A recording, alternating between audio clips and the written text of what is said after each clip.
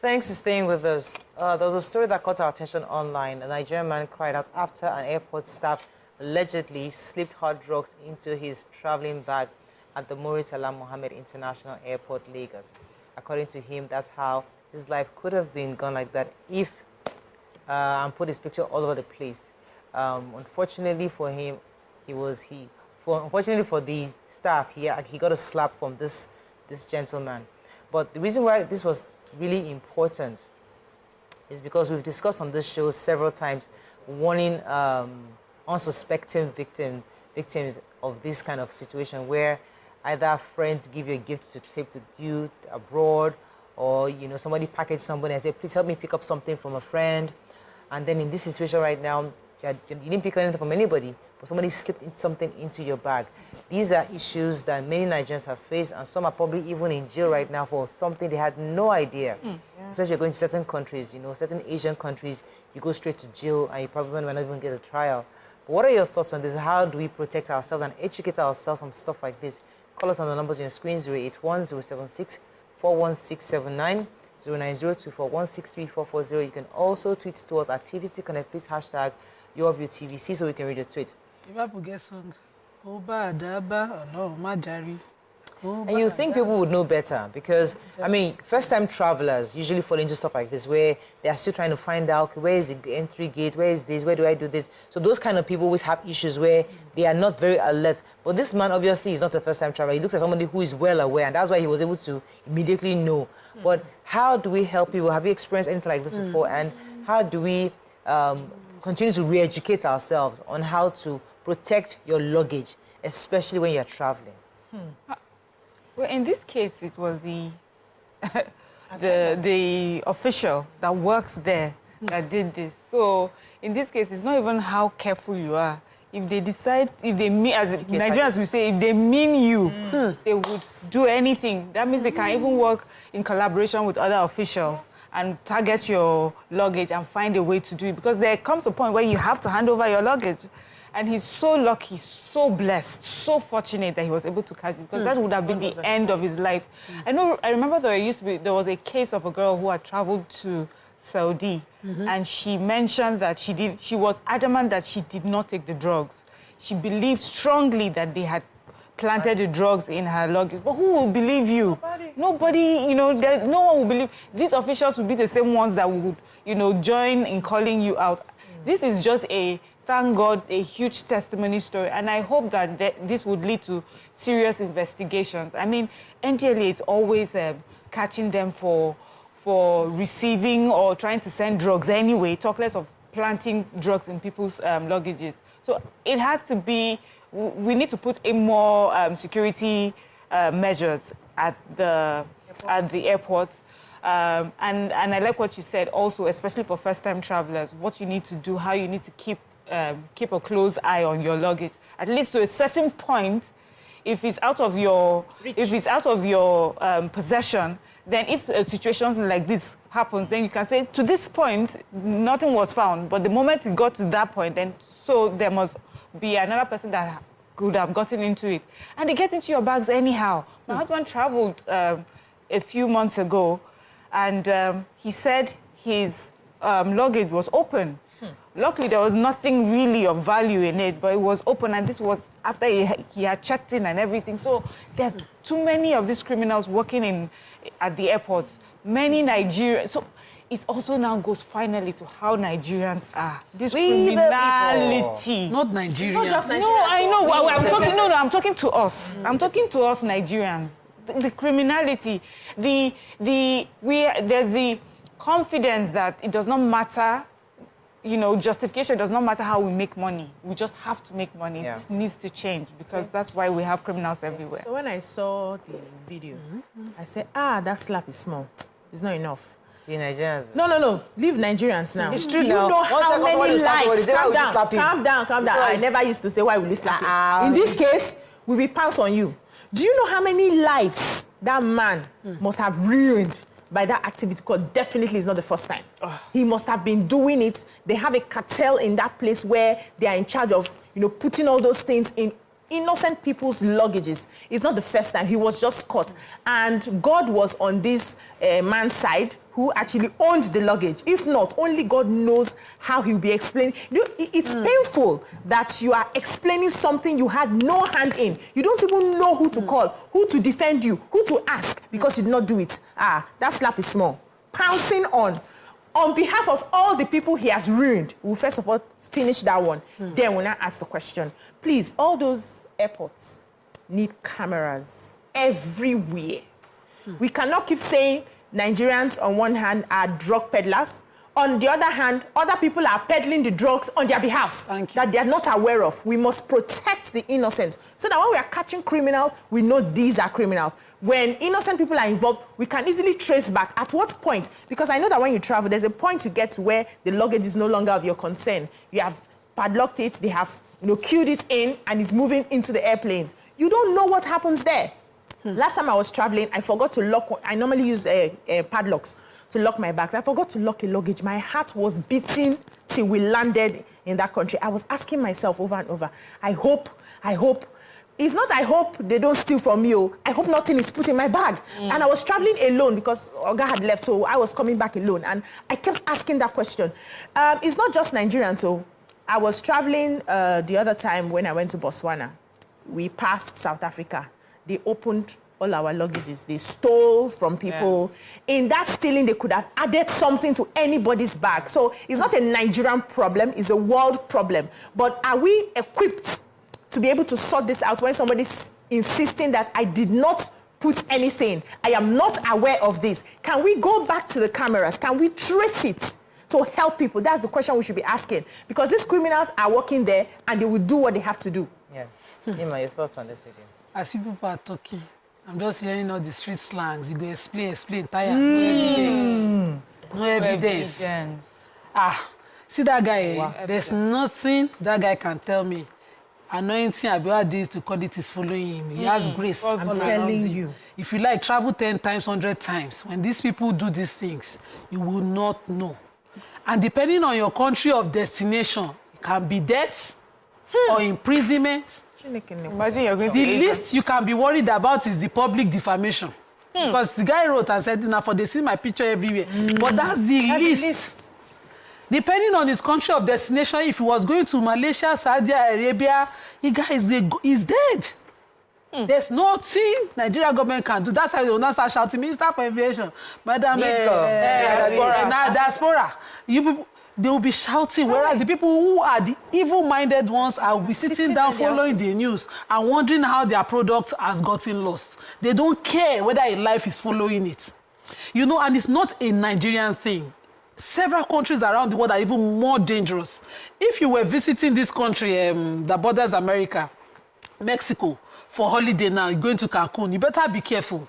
Those ones will kill a body and fill the body up with drugs. Place the body in a car to be entering America with the drugs. They know they have already killed a tourist and placed drugs. So there's no place that we don't have evil people. I'm just thinking in my head and wondering, if this much trouble is outside, let us kukuma stay indoor and lock door because I don't want to enter trouble. There's nothing that can help you, no matter how vigilant you are. If this time for these people, imagine you traveling, padlocking bags. I had traveled within the country before, padlock bag and got to destination by flight and found my padlock separate, the zip separate. Who will I ask? You pick up your luggage, you're trying to get to, you see, the caller called when we did the message, and the man said the drug landed the UK with him. Yeah. That somebody had planted in a diary. He got to her home with it. Yes. Only God Almighty, like Yakub says, will protect all. Let me go on a short break. When we come back, we'll open our phone lines. Stay with us, right back. Thanks for staying with us. We're still discussing these drug peddlers. I know the story we're focusing on this morning is about the allegation made about an official airport staff who allegedly planted drugs into a traveler. Obviously, the story is online. The different people saying different things, but the real crux of the conversation I would like us to focus on is even those before getting to the airport. So we understand the airport staff can be complicit, and hopefully cameras and the technology can help us to catch those. What of those who, just like Nima reminded us of the story of a man who helped somebody to carry stuff. I think it was laced. There was a book, was laced with drugs in the book, and he didn't even know until he traveled. And I remember there was somebody telling me that, I think it was my brother's friend was telling him that when he was about to travel, somebody brought luggage to him. And recorded the person coming into the house, dropping the luggage, opening it, assuring him that this is what it is. So he had that on record. Okay. So he explained to the person, listen, just for my own safety, I'm not doubting you, but I just need for my record. So he recorded everything. The person opened it one by one and told him this is what it is. And then he packed it. So he had that video evidence with him, just in case anything happens. He says, the person, I have no idea. That's something we start doing or encouraging people to do, because no matter how much we say these things, many people still don't get it. Yeah. They are still oblivious of what's going on and just go to the airport without... But the sad thing, even that may not even hold anything in a country like, Saudi, Malaysia. Saudi, they don't even... What if you planned it with that person? Honestly, that thing is so scary. I know many times we've discussed it. We've always said the best thing to do is not to take anyone's luggage. And also, if you love whoever it is that is traveling, to do not burden them with that guilt of refusing your whatever it is that you want to send. Just go the shipping route, please. We've talked about officials that don't know you, but we have had someone who called us that his brother planted drugs in his luggage. Yeah. He spent years. I remember that story. Years in jail. I said he came out and the family asked him to be sorry, to forgive and move on. It was like, how? So honestly, concerning traveling, I think just like many Nigerians do, just quietly travel by yourself. Don't let the world know where you're going when you come back home, so that nobody is sending you and you're not disrespecting anyone, because our culture also makes you feel like you're disrespecting an auntie or an uncle that's asking you to do something. Life is tough. Let me take this call. Omisolo, Atolagbe. Yeah, good morning. Thanks for calling. You're live. Yeah, thank you very much. Happy birthday to your kids. Oh, thank you. Yeah, you're welcome. Just like what Lima said, Akoba Adaba, Majekari. Yeah. This is a very big scenario. I can remember when I was in Port Harcourt, when our police used to do stop and start. With the confidence I have, the policeman stopped me, wanted to search me. I told him, let me see his hand. He's asking me why. I said, let me see your hand, let me see if you don't have anything in your hand. So I will not plant something in my pocket. The man was looking at me with the confidence. He showed me his hand, and I allowed him to search me. It occurred. And I could remember when my younger brother is traveling to Canada, I assist him to the airport. I was in the airport with him. All two activities was happening in the airport. That guy is not doing it alone. I believe he must have been doing it. He has partner that's working along with him. He has people that will receive it where the luggage is going. You see people that will put it there. You see people that will still remove it. They are still there. That guy is very, very lucky. I'm happy for him. Our airport is too porous.